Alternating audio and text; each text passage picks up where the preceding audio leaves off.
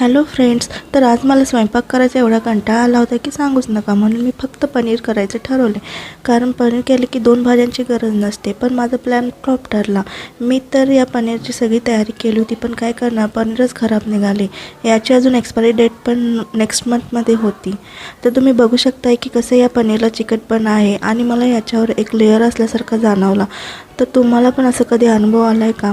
मी तर नेहमी पनीर फ्रेशच आणते, पण फर्स्ट टाईम असं पनीर पॅकिंगमधलं आणलं तर हे पण खराब निघालं. त्यामुळे मला इतका राग आला होता ना की काही सांगूच नका. मला त्यामुळे दुसरी भाजीची तयारी करावी लागली.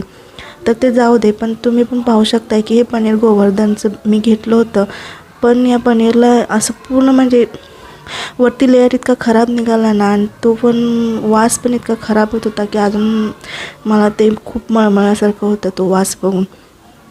तर तुम्ही मला सांगू शकता की कधी असं तुम्हाला अनुभव आला आहे का? हे पनीर की असंच भेटतं? हे काऊ मिल्कचं पनीर होतं. तर मला प्लीज तुम्ही याच्याबद्दल काही सांगा की हे पनीर काही डुप्लिकेट वगैरे असं काही प्रकार असेल तर तेही सांगा.